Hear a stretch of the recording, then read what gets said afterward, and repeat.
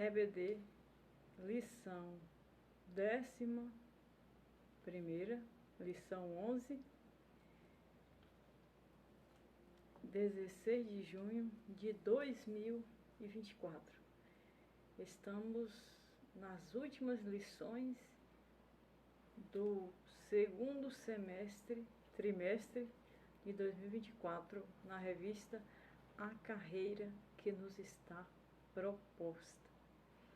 Jesus salvou-me do mundo, Ele é tão doce para mim.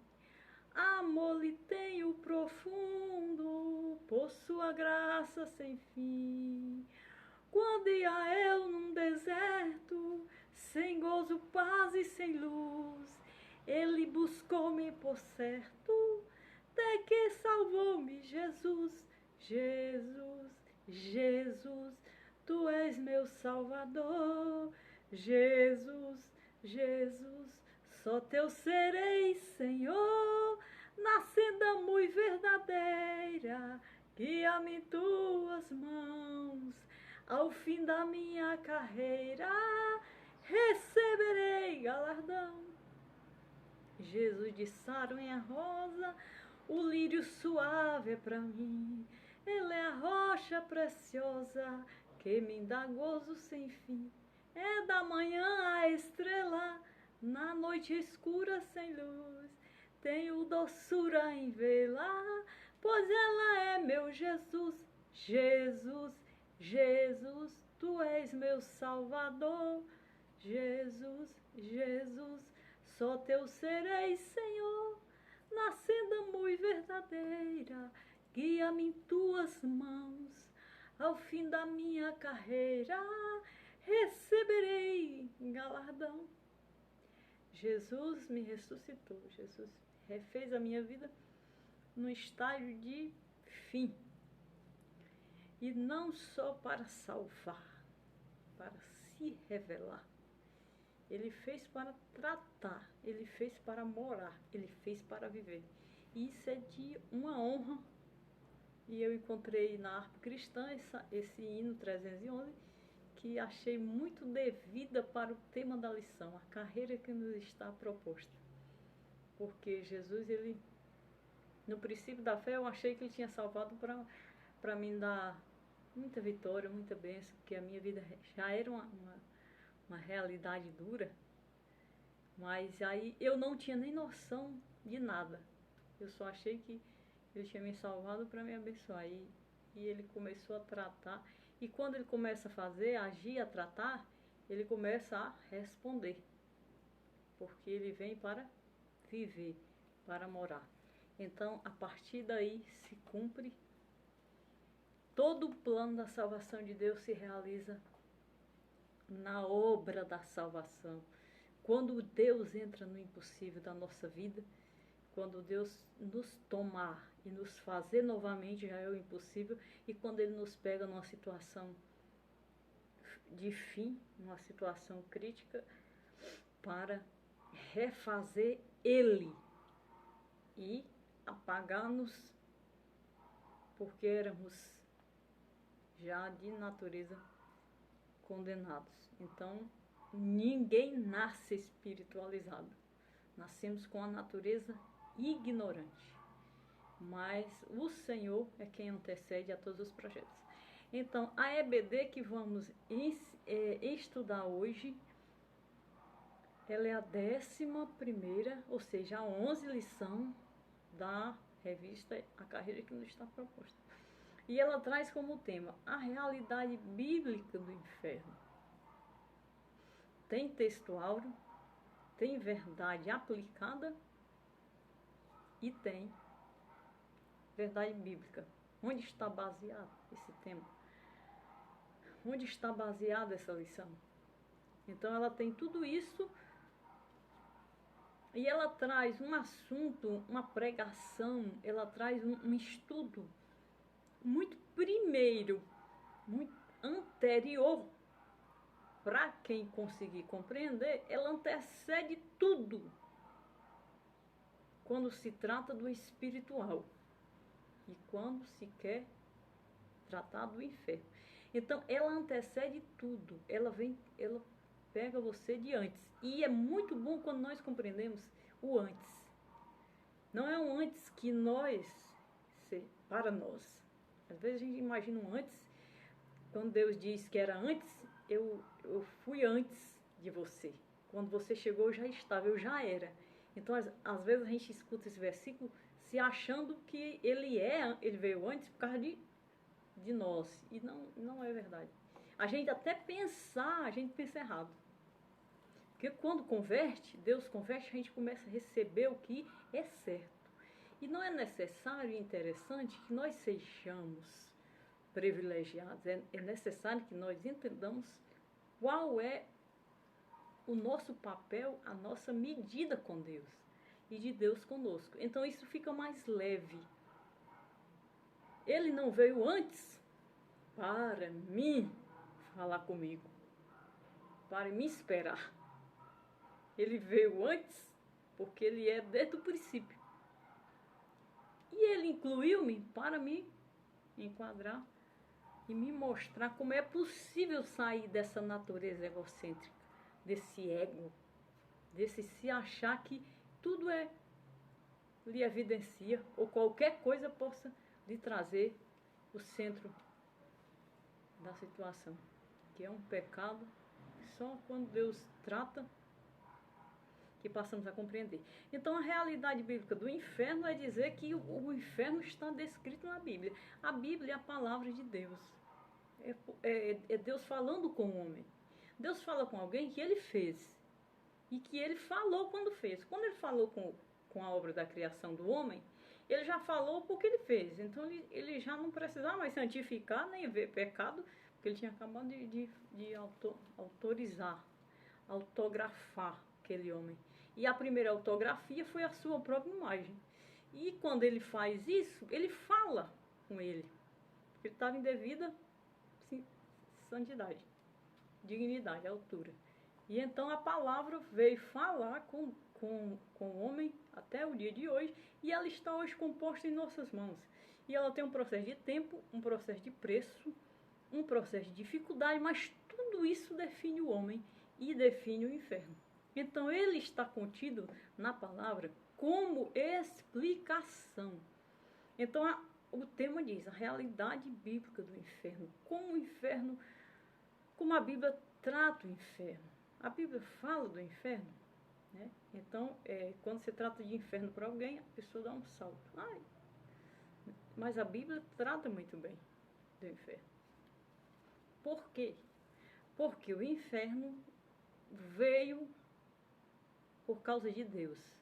O inferno foi constituído por causa do divino. Porque houve contradição e conflito com o que era perfeito. Então se gerou a indignação, se gerou o inimigo. Enquanto eu estiver bem, eu não tenho adversidade. Mas quando um inimigo entrar e assolar o meu lado bom, aí eu já vou ter que contender com esse inimigo. E aí já gerou o processo do inferno. Bom, a lição 11 tem como texto áureo o versículo de Mateus 25 e 41, que diz assim: Então dirá também aos que estiverem à sua esquerda: Apartai-vos de mim, malditos, para o fogo eterno, preparado para o diabo e seus anjos. Quem disse isso? A palavra. Quem disse isso? Jesus, Deus. Qual é a verdade prática desse versículo? O inferno é um lugar real de dor, agonia e desespero. Sua realidade é um alerta para nós ao longo de nossa jornada. Todos nós temos consciência bíblica de que o inferno é um lugar de juízo, de condenação. É um lugar que está já determinado, julgado. Já foi julgado. Então, o que cair lá não dá para reaver. Dá para reaver o que está aqui. Então, já está definido. céu e inferno, e a oportunidade de ir para o céu e a eternidade para o inferno. E a leitura bíblica está em Mateus 25, 41 a 46, que diz assim: Então dirás também aos que estiverem à sua esquerda: Apartai-vos de mim, maldito, para o fogo eterno, preparado para o diabo e seus anjos. Quem vai falar essa frase é Deus, é Jesus, no julgamento final, porque o trono é do Cristo, o Cordeiro de Deus.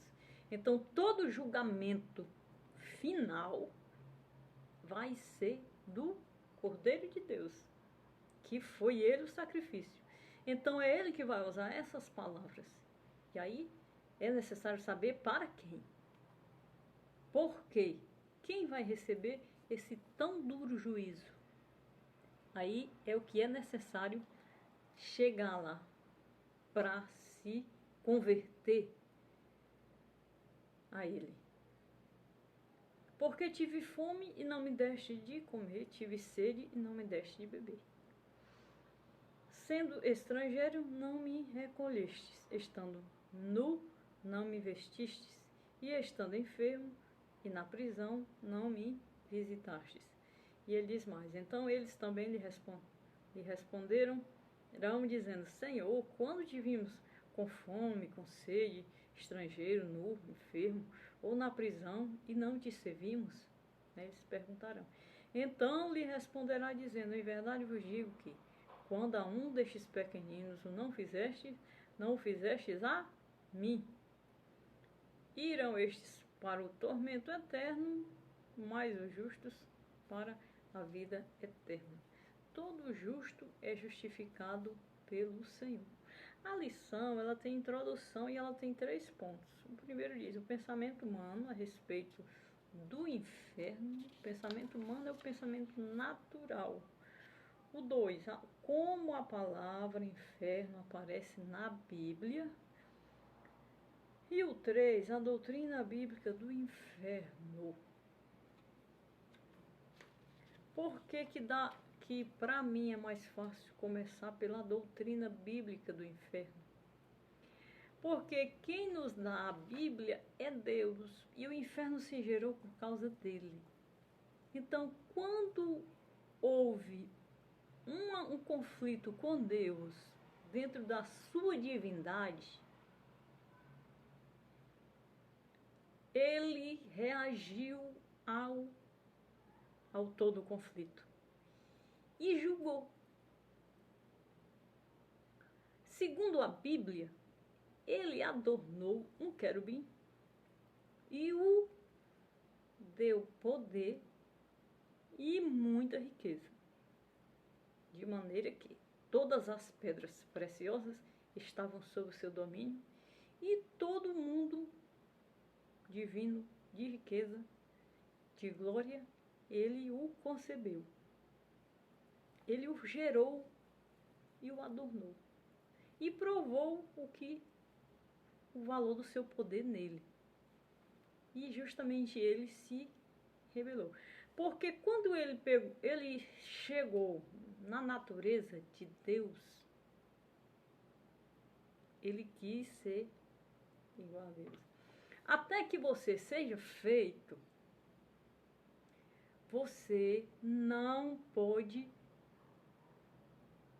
opinar para quem está lhe fazendo. Você pode ser útil. E ele, quando se sentiu feito e possuidor de toda essa glória, ele se exaltou do autor, do benfeitor. Onde é que ele fala isso na Bíblia? Ezequiel. Quando ele fala a cidade de Tiro, ele revela totalmente o que aconteceu no céu com Satanás, que perdeu o título de anjo. Então, diversas vezes na Bíblia, nos profetas, ele revela a natureza do diabo e revela o que fez com o diabo, com o ser que se tornou o diabo, porque antes era um querubim de luz, até nome tinha. Então, quando ele faz isso, ele se apodera da força e do poder, como sendo ele o dono do céu e de toda ação. Sobre o grande, que era ele, havia um maior, e ele não se deu conta. E ele começou a detonar, a deturbar.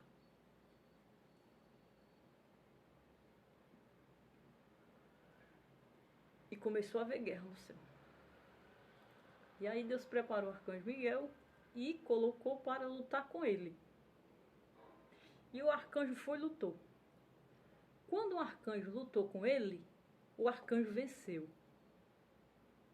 Alguns anjos perderam, os outros se aliaram e o arcanjo Miguel venceu. Miguel e Gabriel. Então eles tanto ganharam o nome como eles entraram para a história como honra de Deus, porque foram os arcanjos que venceram. Quando os arcanjos venceram, os arcanjos expulsaram das regiões celestiais.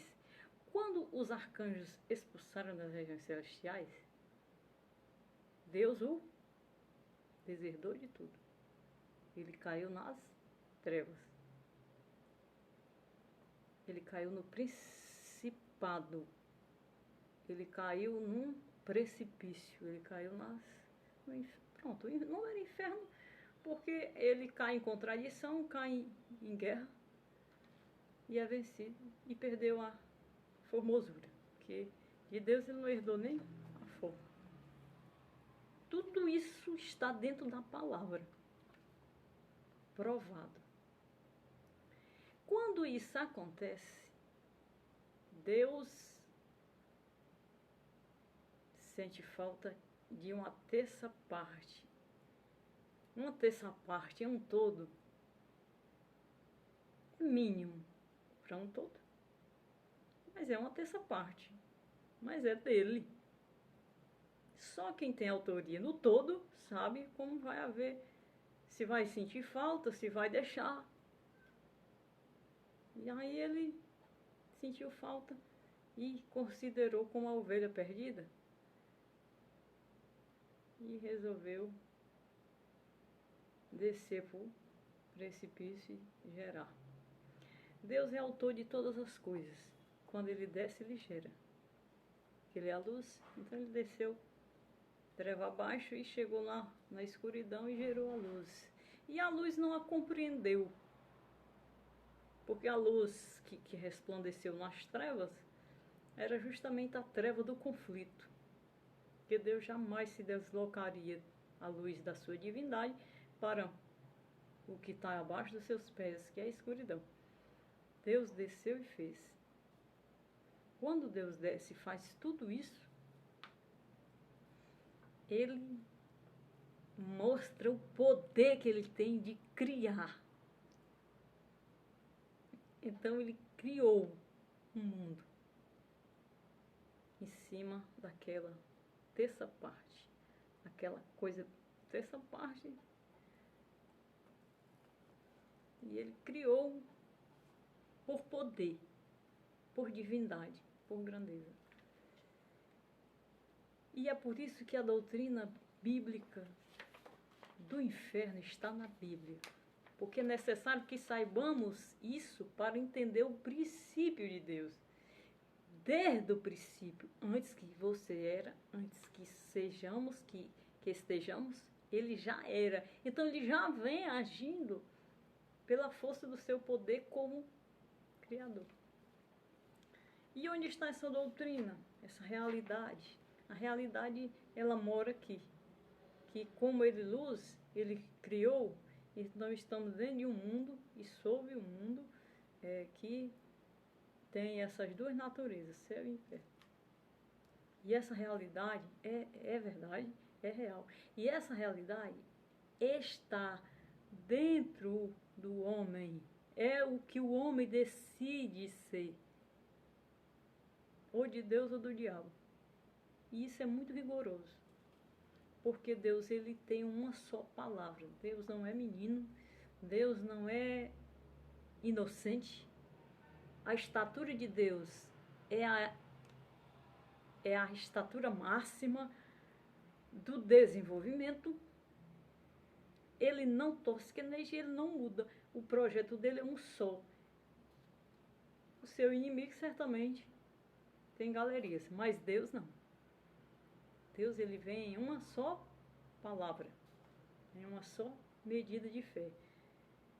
E ele traz toda essa bagagem na palavra, na promessa e na construção.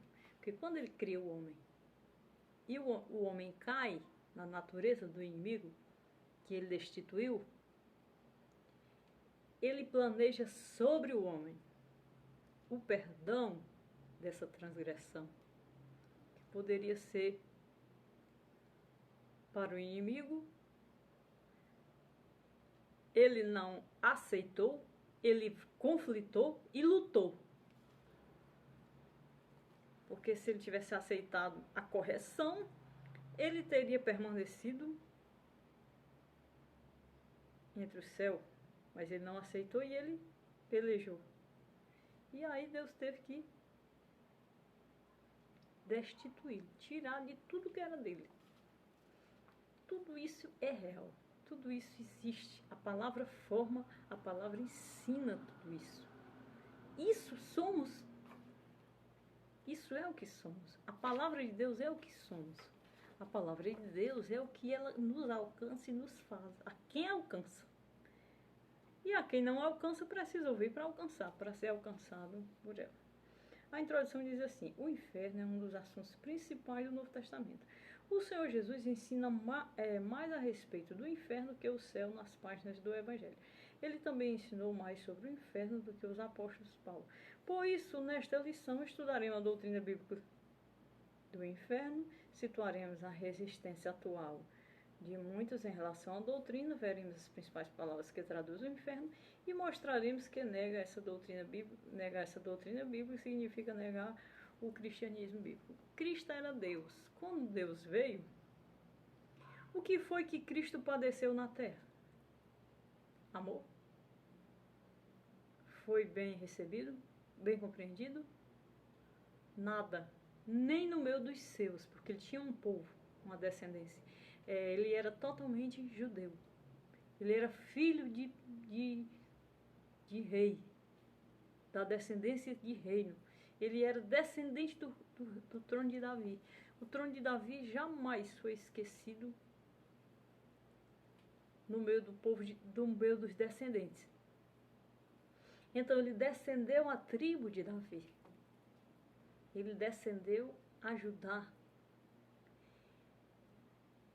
E ele era o Deus prometido, que viria para vencer a natureza. Por isso ele foi conflito. Porque quando ele chegou na lei, a lei não era cumprida como deveria. Mas a lei tinha dado respaldo, educação, equilíbrio. A lei estava servindo os homens. A lei estava sustentando os homens. E a lei estava com a promessa. Então ele teria que cumprir a promessa e fazer justiça na lei. Porque a lei estava falsa e justa. E para haver justiça na lei, só a expiação do perdão do pecado que estava acontecendo com a lei. A lei estava sendo adulterada e ela estava precisando de perdão. Então já era promessa vir esse Redentor para a lei. Quando ele vem com pleno poder. Ele vem Deus, ele vem divino. E ele troca a lei pela sua palavra, pelo seu conselho. Porque quando ele chama Abraão, ele não deu lei, ele deu a palavra. Ele leva Abraão para o monte pela palavra. Ele trata com Abraão pela palavra. E Abraão crê. Então ele creu e ele falava com Deus. E Deus enviava os anjos a Abraão no deserto com Sara, de repente chegava um varão, um homem, e falava, e ele sabia que era o anjo. E aquele homem não tinha estadia nem nome, ele desaparecia. Então era o anjo do Senhor que visitava Abraão. E não só Abraão, todos os descendentes de Israel, eles tiveram contato com os anjos do Senhor. Né? O próprio Ló, o anjo veio visitá-lo, o povo tudo na iniquidade, o anjo veio, livrou a Ló de Sodoma e Gomorra, que ia ser fulminada pelo pecado. Então, quando isso acontece, a fé tem voz e Deus muito mais. Então, Deus veio pela lei, a lei fraudada, precisando de perdão. Se não fosse o perdão de Deus, a lei tinha ido para as profundezas, tinha sido apagada. E os homens tinham se destruído, porque eles não tinham limite sobre as vossas iniquidades e nem consciência. Quem conscientizava e voltava a ele para entender era o temor de Deus. Senão eles viravam demônios perturbados, sem noção, sem verdade, sem o legítimo, sem o temor. Então a lei estava sobre eles, com a promessa grávida, a lei estava grávida, mas estava fraudada, estava infringida. Ela precisava de perdão e de cura. E perdoar não resolvia mais. De tanto conserto que o povo já vinha e tratando a memória, a mentalidade do povo, fazendo conserto e tratando a mentalidade do povo. E a promessa da salvação em cima da descendência. Tudo isso tem voz, tem mensagem, tem vez, tem aprendizado, tem ensinamento. Aí vem Deus. Jesus chega. Jesus era Deus em tudo. Eles eram um só, em três. Pai, Filho e Espírito Santo. O Filho estava ali. E o Espírito. Então, por isso que ele venceu. Nenhum homem suportaria o que ele suportou. Nenhum homem atingiria na idade o que ele atingiu e suportou. Então, 3 anos de ministério, ele cumpre a lei e ensina e dá o Espírito pela a palavra da fé a todos os discípulos. Quando ele ensina, ele não precisou nem mandar anotar, porque Deus no Espírito já fez isso. Já tinha homens que escrevia, que guardava, que já era um outro tempo para o homem. E ele conseguiu ensinar. Me diz onde Cristo escreveu alguma coisa, em lugar nenhum. Não era necessário, porque já tinha escriba desde Abraão. Os escribas vinham escrevendo o que Deus mandava. Então, no tempo de Jesus, escriba eram pessoas que já tinham até traduzido a lei, a Septuaginta, que foi 72 sacerdotes que passaram a lei, as leis para o grego. Então já existia o fariseu e o saduceu. A lei já tinha passado para o grego. Os gregos já tinham a lei. E eles já estavam em cima da lei, negociando a lei com o judeu e exercendo outras religiões. Aí Deus tinha que vir, ou eles então chafurdava tudo e acabava com tudo. E aí, quando Cristo vem, ele cumpre a lei. E ele é o Cordeiro do Holocausto. Pelo Pai, ele deu a vida dele. Ele se fez Cordeiro. Pelo Pai. Então, o amor dele pelo Pai é muito lindo, o amor do homem por Deus. Quando o homem ama a Deus de verdade. E o homem que mais amou a Deus chama-se Jesus Cristo. Jesus amou a Deus de uma forma tão grande, tão especial, que ele se fez Cordeiro do holocausto de Deus para voltar para ele. Confiando, sabendo, com sinais e milagres e a comunhão que eles tinham, que eles eram um só. Então, isso é muito forte, é muito precioso, é muito importante para a salvação da alma, é muito importante para o conhecimento das pessoas em termos de salvação, céu e inferno. Então, o céu veio em Cristo Jesus. E escreveu outro destino de temor, mas através da lei. A lei já estava invadida e a lei era sagrada, não podia sair, a não ser que o estrangeiro se convertesse. Então, quando foi traduzido para o grego, os gregos tiveram acesso e incluíram nos vossos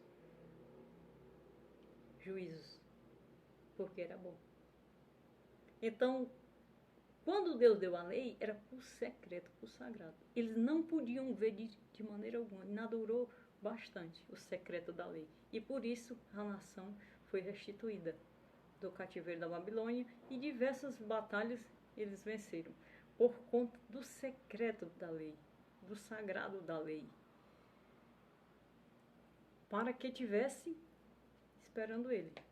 Quando ele veio, ele fez todas as coisas e o que tinha que ser revelado, revelou, e revelou profundo, que foi o juízo da terra e dos homens, a salvação e o reino dos céus, da nova terra e do novo céu. Essa doutrina é a doutrina bíblica do inferno. Esse princípio, essa vinda de Deus aos homens, é a doutrina que nós temos, que o inferno é real.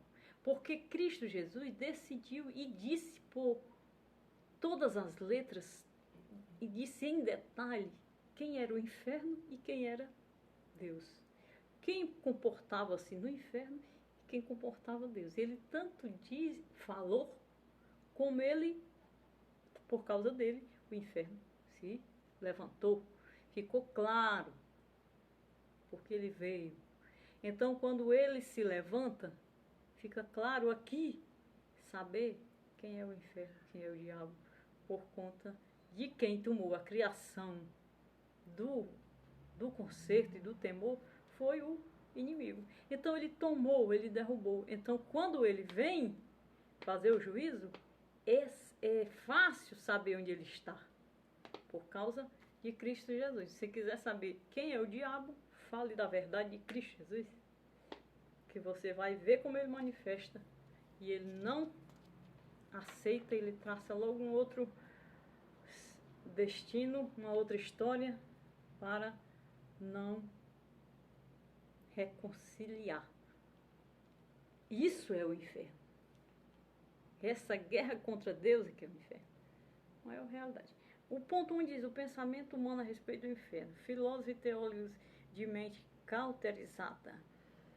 O que vive na incredulidade, dominada pelos poderes das trevas neste mundo, negam prontamente a realidade do inferno.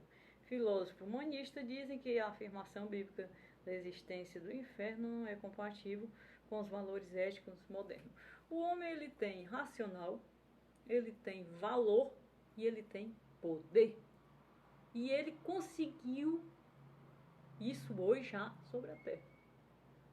Ele conseguiu desenvolver o equilíbrio e ele conseguiu desenvolver a descoberta dos valores e a descoberta da filosofia, do pensamento, da construção do pensamento, do desvendar das situações e de todas as ciências.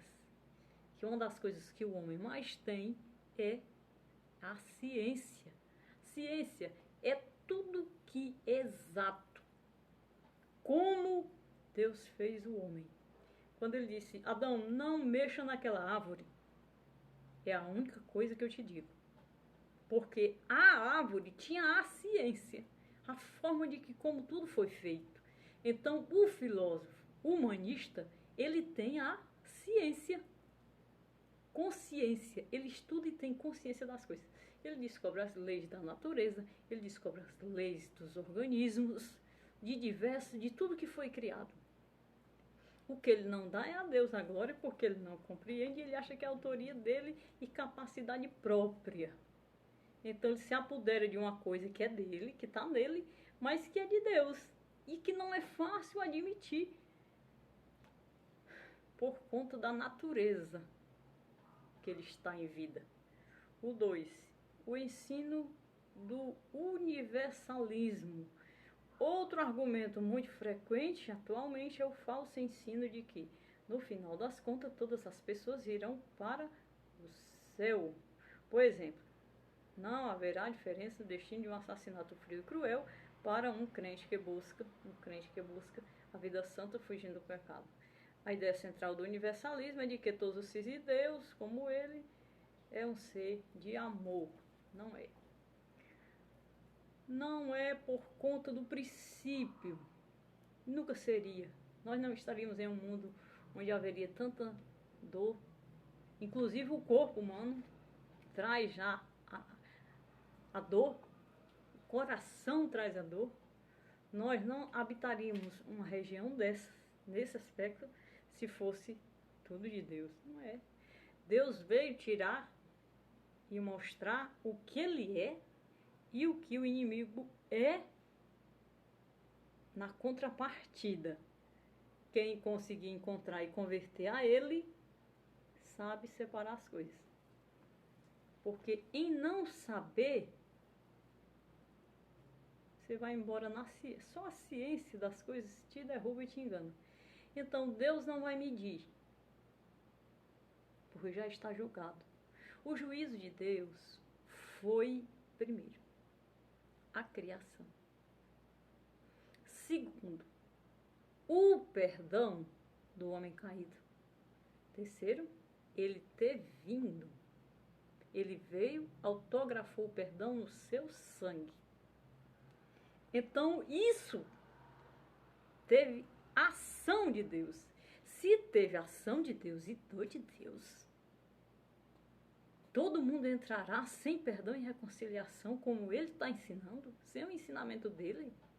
Entrar no céu todo mundo não entra. O condenado por ele não somos nós. É o ensinamento da palavra. É a verdade da palavra. No céu não entra pecado.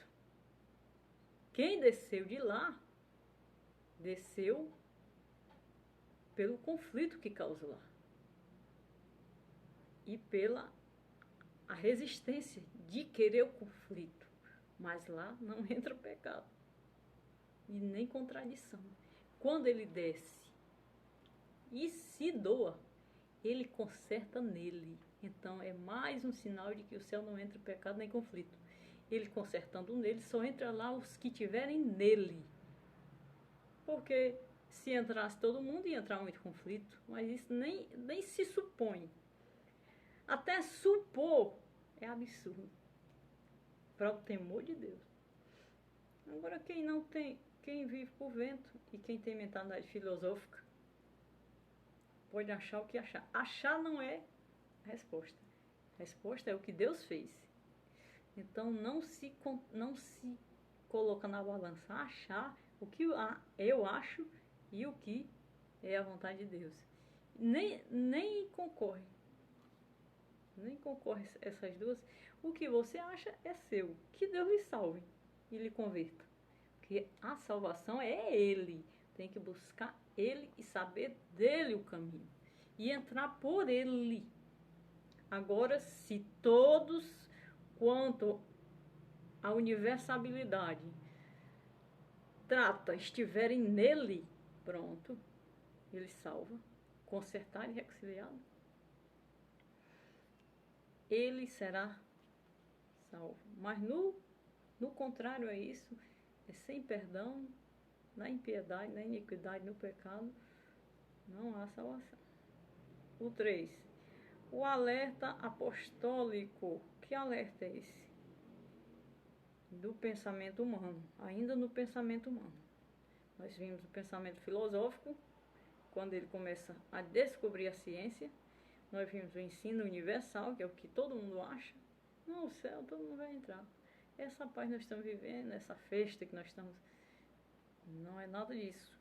É reconciliação e novo nascimento. E o 3 diz, qual é o alerta apostólico? Esses falsos ensinos revelam a fraude que muitos intelectuais cristãos cometem a respeito do cristianismo bíblico. O que eles fazem é transformar a verdade de Deus em mentira. Negar integralmente o conhecimento, o ensinamento bíblico e a respeito da realidade bíblica do inferno, como se encontra claramente exposto no novo nascimento. Não por acaso o apóstolo Paulo escreveu a respeito desses falsos ensinadores. Eles teriam aparência de piedade, mas negariam a eficácia. Eficácia define o alerta apostólico. A eficácia é o que foi pleno para ter a salvação.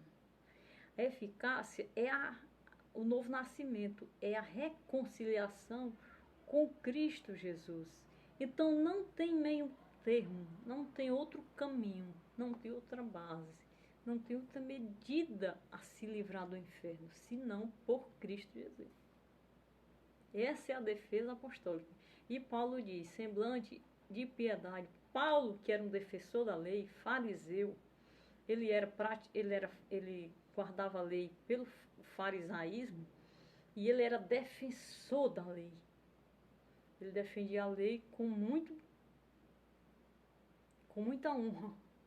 Então ele tinha como testemunhar da verdade dessa reconciliação. Aí tem 2 Timóteo 3:5, Mateus 7:15.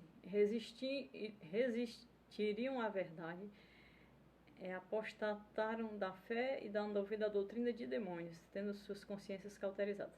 Se a ciência, que é o filósofo, tem poder de tirar a mentalidade da fé e vincular dentro de uma descoberta, dentro de uma tese científica, imagine os demônios, que criam fábulas e histórias usando as próprias palavras que Cristo Jesus ensinou. Cristo Jesus ou qualquer outra citação. Então ele pode usar a palavra como uma estratégia contra Deus. O que ele não pode usar é a história desde o princípio e o sangue, o altar de expiação, o cordeiro do holocausto. Ele não pode usar a ação que consumou a salvação e a reconciliação. E o passo a passo da reconciliação, porque quando Jesus batizou, quem chegar e tocar nele, o que ele vai dizer? Batiza também. Quem não batizar, não pode seguir. Vai seguir? Batiza também. Agora busca o batismo com fogo. Quando se recebe até antes do batismo nas águas, o batismo com fogo. Então toda a estrutura de espírito que Cristo trouxe sobre a igreja é necessário estar sobre os que creem no Senhor. Aí o 2. Vem o ponto 2. Dizendo assim, como a palavra inferno aparece na Bíblia. O que seria essa palavra? A palavra inferno é um peso. Quando alguém diz isso, é porque é muita contradição em cima, é muita opressão em cima. Então, a situação se gerou dentro de uma terça parte de anjos. Então, eles estavam ali possuídos de força para agir contra o todo, o autor do todo. Quando Miguel destrói, ele tira um conflito. Qual é o conflito? O inferno. O inferno é tudo em cima de uma só vez. Ou por medida. Mas é em cima só de um. E todos nós temos unidade de vida, unidade de existência, unidade de decisão. Ninguém, por mais dominado que seja, pode tomar a decisão do seu irmão. Ele tem decisão única, porque ele nasceu único. Então o inferno está sobre ele. Porque toda aquela comitiva de conflito está sobre ele. O pecador, ele tem a vida dele sem reconciliação. Aí ele diz assim, ele pensa assim, eu já vi essa experiência, e essa experiência é real. Ele pensa, porventura, porque sabe que a natureza humana não leva o homem para o céu. Então ele diz assim, eu acho que eu vou decidir por Jesus. Então ele tem esse flash. De repente ele tem esse flash. Ele entra na experiência, ele entra num conflito de perturbação, de provação. Tem pessoas que vão decidir sair do inferno. O inimigo fecha. Aí a pessoa diz assim, não, Deus me livre, isso aqui não é Deus não. Olha isso, eu ia fazer isso e o inferno fechou a passagem. Então o inferno é tumulto, multidão de... Né? Então isso está disponível. O inferno está disponível porque foi uma terça parte. Não foi só um. Foi só um que veio lá do céu. E tomou e resolveu. Porque é poderoso. Porque é autor. Então o inferno se resume nesse tumulto. Nessa contradição. Um tumulto, quando há, por exemplo, um arrastão, quando há um tumulto, ali uma potestade de demônio. Então, o homem em sã consciência, se ele tivesse paz, ele não estava ali. É claro que por uma razão ele vai fazer aquilo ali. Mas são diversos conflitos em cima de uma questão, em cima de um... Ou então em cima de diversas também. Pode ser conflitos de demônios com demônios, né? Pode ser. Diversos problemas injustos. E pode ser diversas acusações injustas que tentam tomar ou expor, ou evidenciar aqueles problemas para que seja tomada uma atitude, né? Mas a expressão é essa, inferno do tumulto. É isso, é esse congestionamento para que não se tenha um denominador comum, uma resposta. Porque no tumulto não é resposta, é a guerra. Então isso aparece na Bíblia desde o princípio. Só é saber ler. E para ler, tem que pedir a Deus a interpretação verdadeira. Porque o que tem na Bíblia é necessário o Pai estar presente para traduzir. E o inimigo não laçar. Aí o ponto 1 do 2 diz assim, no Antigo Testamento, a primazia da palavra a ser destacado no Antigo Testamento é Seol, mundo inferior dos mortos, sepultura. Pronto, vamos tratar para o estado humano. Eu falei de inferno em termos de ação, comportamento visual.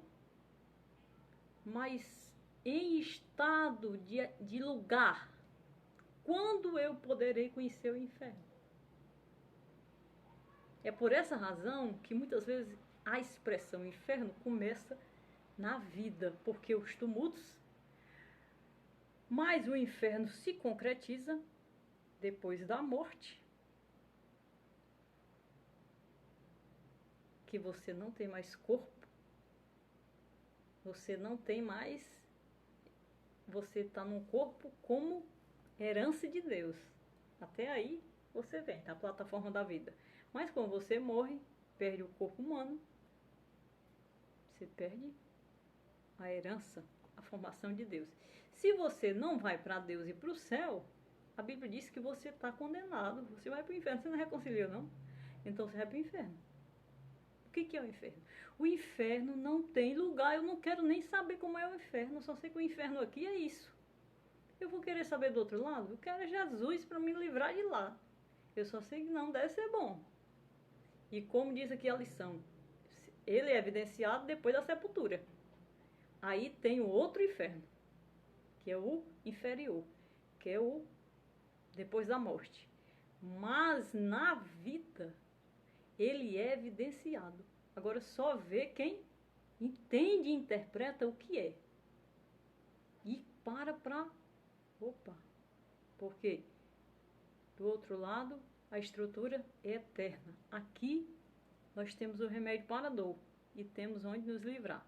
Mas do outro lado, não há como, porque lá não tem mais Deus, que é onde está a sepultura. Por que vamos para a sepultura? Porque todos nós, quando fechamos os nossos olhos, não temos luz, temos escuridão. Esse corpo é luz? Ele é luz na ciência, mas ele não é luz na composição. Ele é escuro, ele é terra, ele é barro. E quando ele desce, o espírito dele vai para onde ele estava e como ele estava. Então esse é o destino e o segundo inferno. Mas não diga que Deus não lhe mostrou o inferno aqui, em vida. É por isso que é triste a pessoa que vive aqui em tumulto, em contradição e em conflito e vai para a sepultura e não encontra a verdade do Senhor. E a palavra, por isso que Deus veio. Porque é tão triste que Deus veio trazer a salvação, trazer a paz da alma. Porque por mais conflito que você viva aqui, você vai ter paz do outro lado. Você vai ter paz com Deus. E se você tiver paz aqui, você vai ter paz nos dois lugares. E tem pessoas que têm uma vida deliciosa de paz aqui. E quando aguarda, quando encerra, ele vai para... O que foi que ele lucrou? A condenação da palavra. Então não traduz paz e dinheiro e vida e poder, o que vai para a eternidade. O que traduz paz e vida eterna é a reconciliação. Por mais pobre que seja, por mais difícil que seja a vida, a reconciliação quem vai mandar no destino entre céu e inferno. Agora que aqui evidencia-se os dois caminhos. Um pelo poder aquisitivo de o dinheiro mandar, e muitas vezes até com poder aquisitivo a alma é um inferno, mas ele está ali mantendo aquela patente e não abre mão e passa do jeito que foi para lá, as trevas eternas, com a alma cheia de guerra, cheia de conflito, cheia de maldade, não se limpa, não se purifica, não se prepara para a vida eterna. Então o que o homem lucra mesmo aqui é realmente ser digno, ser direito, ter nome, tome diante de Deus, reconciliação para quando morrer com Deus em paz, para levar para a sua alma. Não levando diante de Deus o escândalo, porque em Deus o Senhor o conserta. E até que ele se conserte, ele não pode se dizer que está reconciliado. Ele precisa de conserto pessoal. Ele precisa de posição diante de Deus. Então, evidencia-se aqui o céu e o inferno pela vida que se passa. Mas não traduz o que vai para lá. O que vai para lá é a reconciliação com Deus, é o amor a Deus. Que isso você, por mais que sofra conflito aqui na terra, você tendo o Senhor, você tem paz. Você tem paz. Você ganha batalha, você ganha guerra. E todos os filhos de Deus, de Gênesis a Apocalipse, que tiveram Deus na guerra, eles tiveram paz. E todos os ímpios que tiveram paz, também está evidenciando na palavra, que tiveram paz na vida, passaram para o inferno em paz. O Egito, os faraós, eles eram condenados ao inferno, eles tinham prioridades com a morte e zelo pela morte. E tinham compromisso de quando morrer, o cabeça, faraó, qualquer egípcio, o imunizar. Como é até pesado falar como Deus, mas ele tinha esse ritual, essa coisa maligna. Que aí Deus usou o profeta Ezequiel e disse: vai se acabar tudo isso aí, vai ser assim, assim, assim. O Egito vai para os buracos, né? Para as profundezas, que não tem consistência, não tem verdade, não tem Deus, né? E se cumpriu. E acabou que ele morria ele se imunizava e servia de quê? Guia do trono e do trono carrasco, que vivia escravizando o seu povo por construção e por riqueza para o inferno com seus próprios pés. Então o faraó é um exemplo de que era sair da riqueza para o inferno sem a reconciliação, sem a noção da convenção de Deus. Eu não sei se alguns se converteram porque José foi para o Egito, Daniel foi para a Babilônia, Nabucodonosor era ímpio, foi ferido de loucura, mas converteu o cristianismo. O seu filho que nasceu das suas entranhas, Deus matou na mesma hora, porque era ímpio, que era o que festejava e usava os vasos de ouro da casa de Deus, que Nabucodonosor havia trazido para a Babilônia.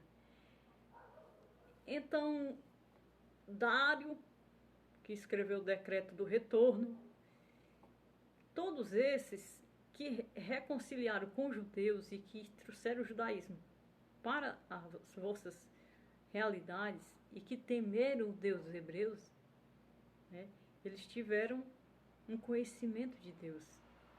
E eles do trono foram para a sepultura, onde ficavam as vossas lembranças. E isso não é o céu. E no Antigo Testamento a palavra inferno evidencia todo esse conflito. Então o povo de Deus, como nação, eles viveram esse conflito, eles não tinham paz, eles tinham o serviço da santificação, mas eles não tinham paz para manter a nação, para manter o povo. A iniquidade e as gerações contradiziam sempre a uma quebra de aliança. E isso tornava sofrido o sacerdócio. Mas Deus tratava um outro povo, tratava uma outra geração para que... Então é evidenciado o céu e o inferno. E o Antigo Testamento, o ensino sobre o destino das pessoas, se concentrava mais para o lugar onde os corpos das pessoas iam, não para o destino da alma após a morte. Não há, portanto, um texto claro no Antigo Testamento a respeito da divisão do Seol. No Antigo Testamento não se falava com tanta clareza do inferno. Por quê? Deus separou uma descendência para lhe servir e ele guiar. Então havia o lugar como aliança, o monte, o cume do monte, onde foi edificado o templo e onde situou a cidade principal da história, que é Jerusalém, sobre as terras de Abraão. Esse povo era um povo de promessa, mas a promessa para vir a Deus. Então há uma diferença de margem muito grande entre o antigo e o novo pela promessa e pelo povo. Como o povo vivia e via vida no tempo do Antigo Testamento, é diferente de ver hoje, porque Cristo quebrou todas as amarras e libertou nele. Então, quando chega nele, tem tudo. E libertou a mentalidade. Então, aqueles reis, eles nem procuravam saber. Só procuravam só dizer a lei do teu Deus, a lei do teu Deus. Eles nem procuravam saber quem eram os filhos de Israel, nem Deus. A Septuaginta foi traduzida para o grego depois, após o cativeiro, o retorno do cativeiro babilônico. Então, ou seja, entre o tempo governo de César, da moeda chegar, do dinheiro dominar, sair a troca e entrar esse governo, e o cativeiro do povo, entre esses tempos, esses dois tempos, havia uma diferença. A lei do Senhor só era do seu povo. Porque o entendimento não dava para tratar a coisas maiores. E aí, quando a situação econômica do mundo mundial muda, os hebreus, eles, através de 72 judeus, ele foi traduzido para o grego para entrar já Roma. E aí eles tomaram conhecimento da lei do judeu, o que era a lei do judeu. E a carência de reconstruir o lugar. Os ímpios sentiram essa carência.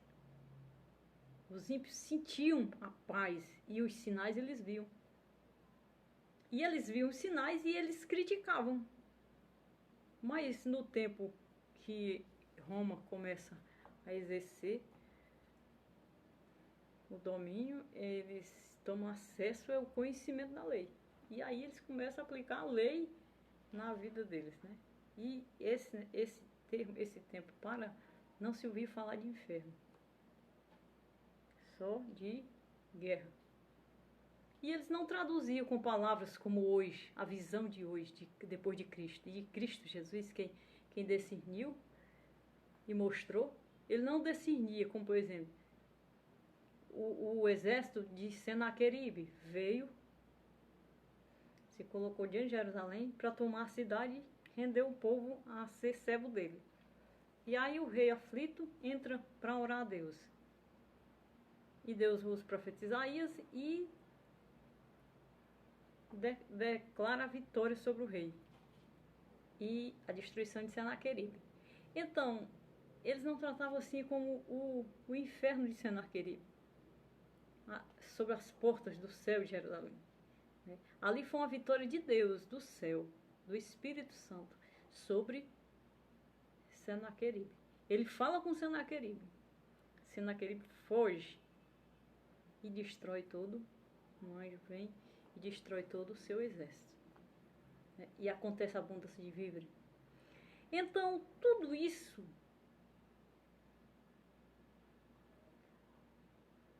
está escrito dentro da palavra. E é tanta coisa, mas tudo isso está dentro da palavra. E aí Deus destrói o exército e o reino de Ezequias cresce. E ele entra em contradição com o profeta e age sem o profeta consultar o profeta. E os seus inimigos vêm e visitam tudo quanto ele tem, descobre tudo quanto ele tem. E aí, o que acontece? O filho dele acaba o governo de Jerusalém, Israel. Né? Então, ele não entende, às vezes a pessoa não entende, mas Deus fez proezas. Mas em cima da desobediência, Deus é muito, muito fino, é muito... Agora Cristo é mais fácil, porque ele não consultou o Senhor, não consultou o profeta, e depois o profeta chegou para ele e falou, você fez assim, assim? Fiz. E ele responde o profeta com o que diz, fiz e não estou arrependido, e o profeta não tem nada a ver com isso. O profeta das costas vai embora, disse, após a batalha de Senaqueribe. E eles não tinham essa visão de céu e de inferno. Como que isso chega? Quando a lei é aberta e quando o conflito espiritual começa a denegrir a descendência e a nação. Porque fariseu e saduceus não eram judeu. E a promessa era para o judeu. Então, imediatamente, Jesus vem em Deus chega o tempo da promessa, Deus cumpre a promessa e traz Jesus. O Messias Emanuel prometido foi Jesus no ventre para cumprir a lei, porque eles já estavam tomando a lei para o estrangeiro. E aí chega esse, por quê? Porque Jesus era Deus. E da geração de Jesus, até o momento que ele expirou e entrou no túmulo que a Arimateia preparou, foi um verdadeiro inferno. O inferno estava, a luz em cima, levantando os paralíticos, levantando os mortos, fazendo milagres, maravilhas. Ele ali, Deus.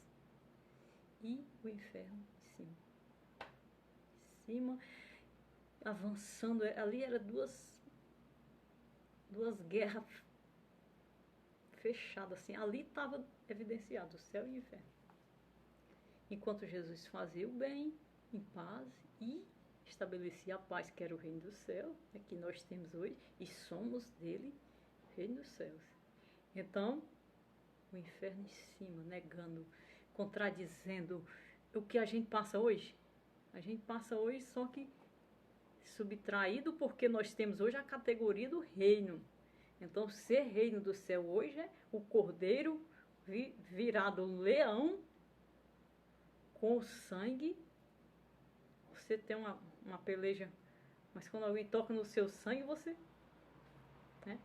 Então, isso é guerra. Então, hoje ele está como o leão no trono, o cordeiro, e feroz. E o inimigo contradizendo, até que o levaram à crucificação.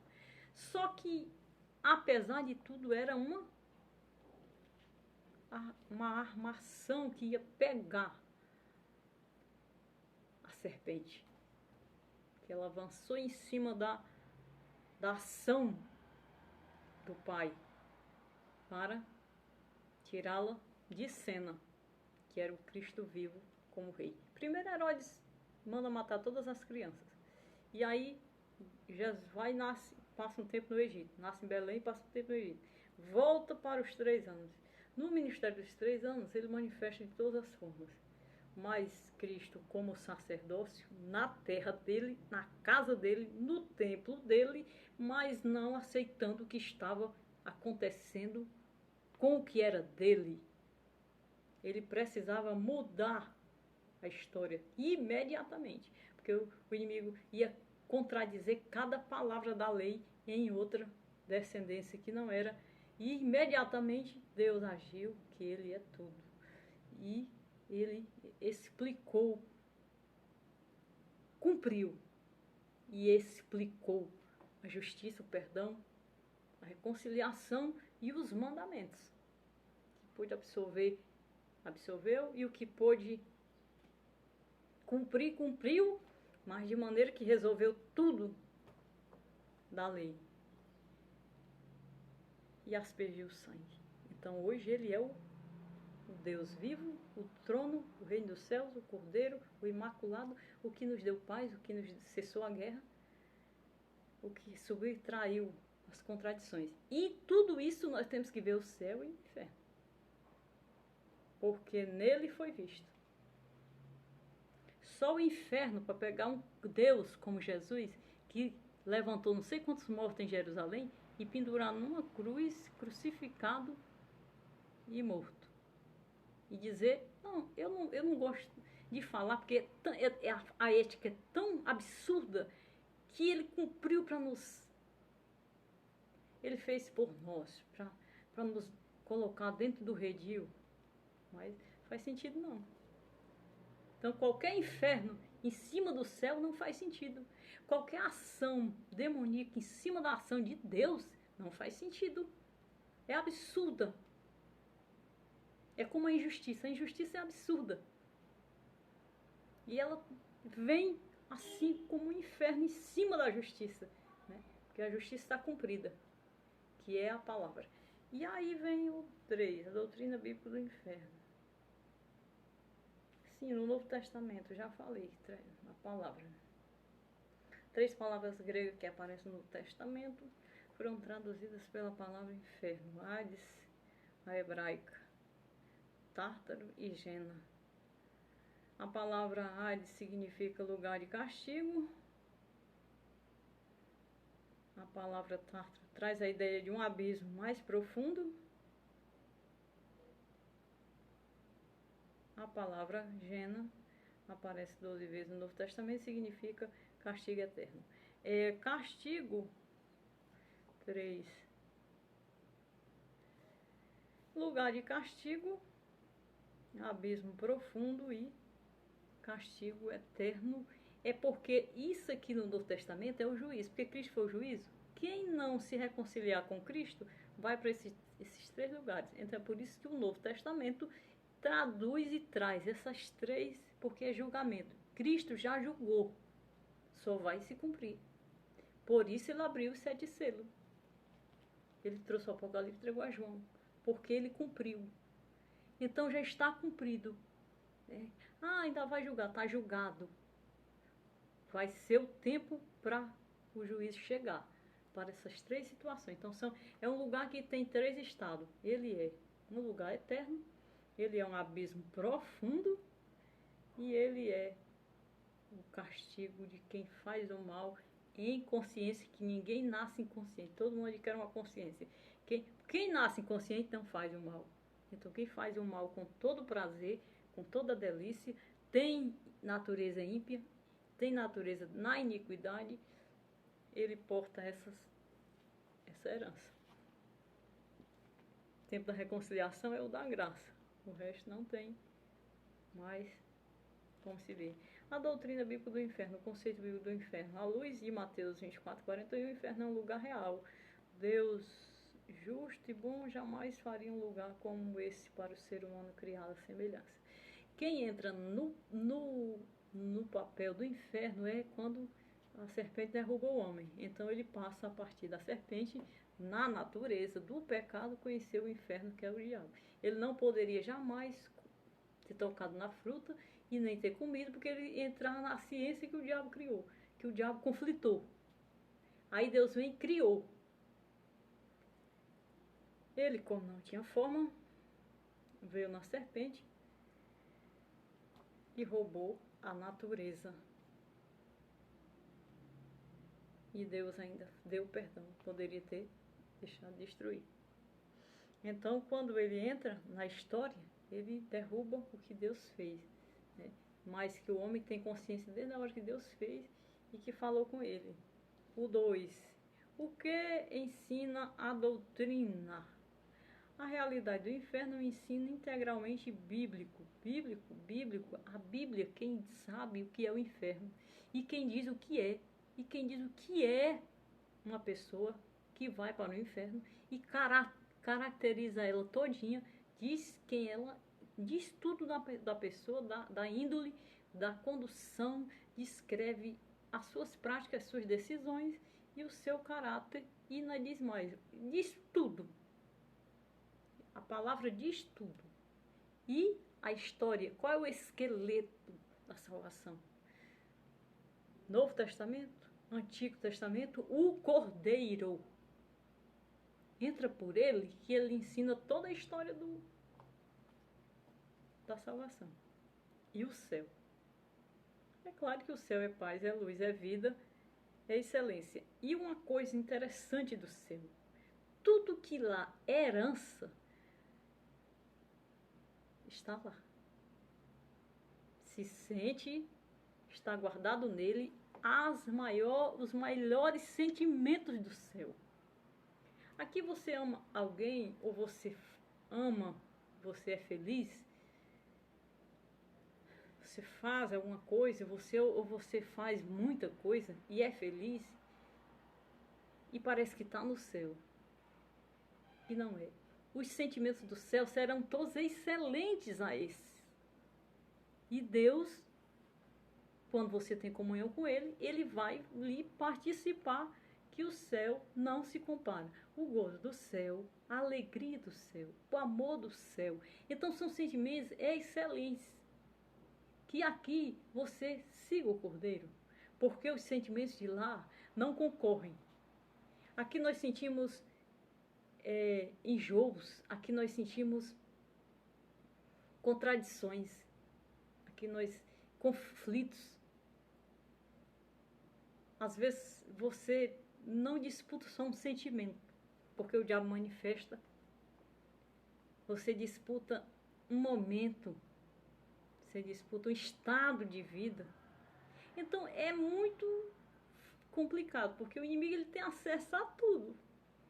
E uma coisa que ele tem, ele é espião, ele é audacioso, ansioso em cima de nós. Então tem muita coisa que Deus não revela e não mostra de maneira alguma, mas promete fazer do nosso futuro e do nosso lugar o céu.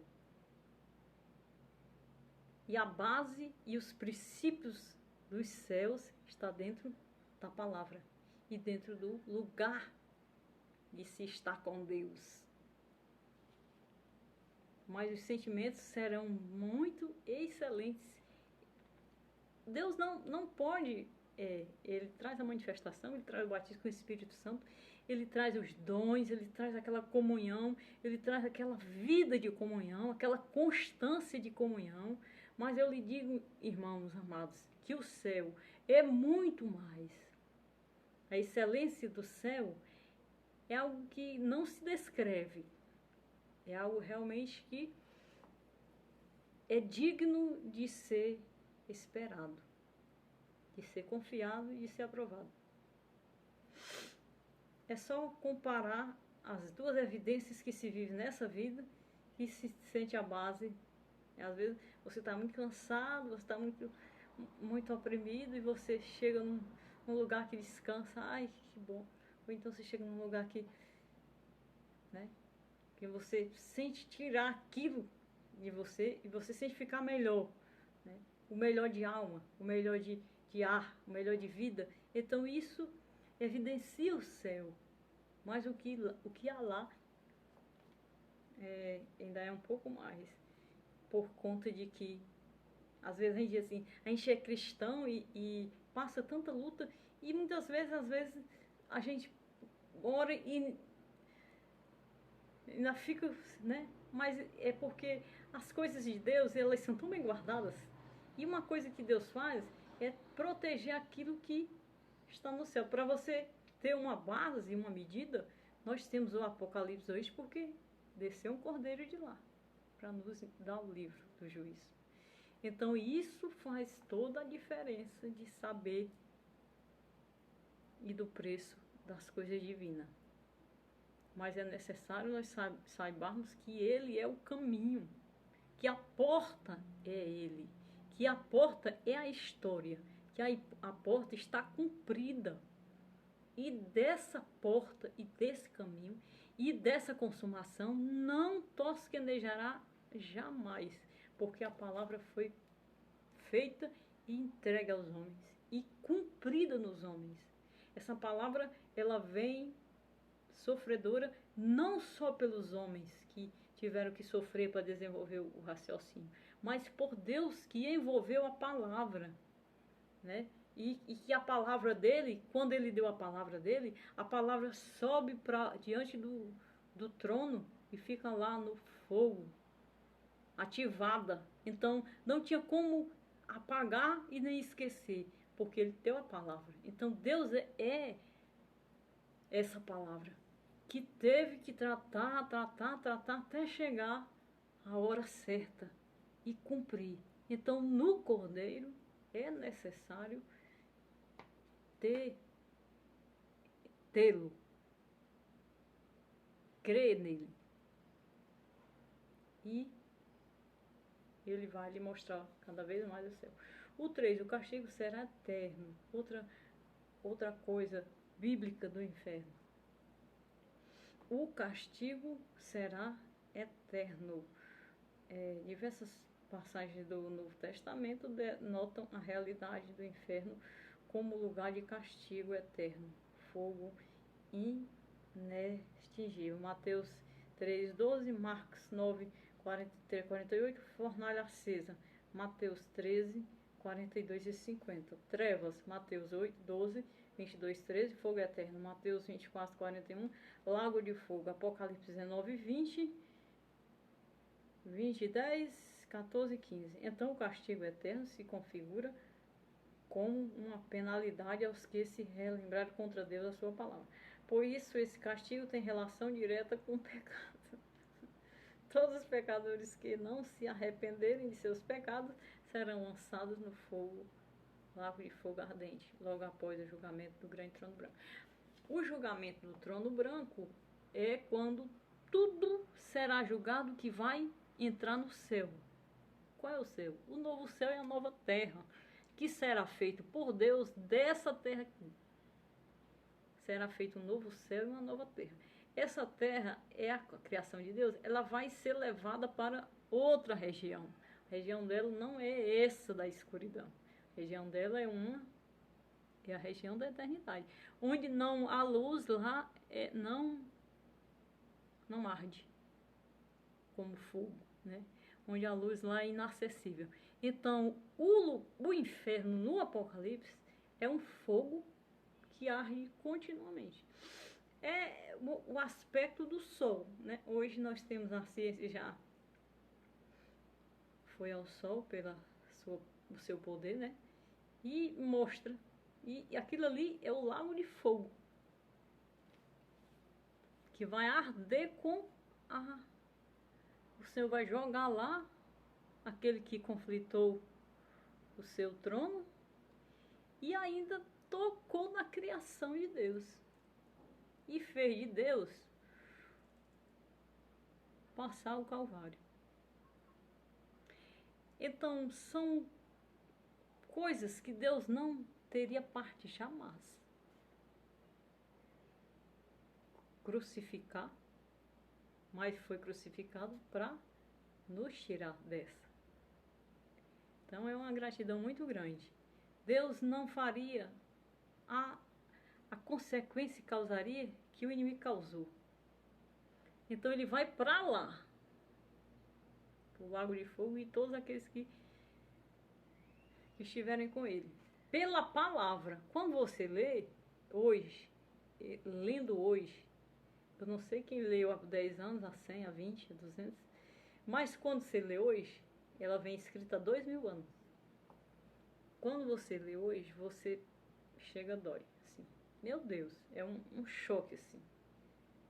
Eu não sei se já fizeram o Apocalipse como um filme, mas quando você lê o que é o inferno no Apocalipse,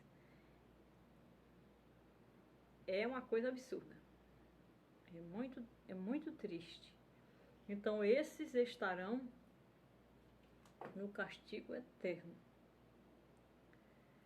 Porque Deus, ele tirou o melhor dele para vir aqui. Eu tive um processo muito difícil e eu questionava o Senhor direto, assim, Senhor, aquela dor, mas eu em oração questionando o Senhor.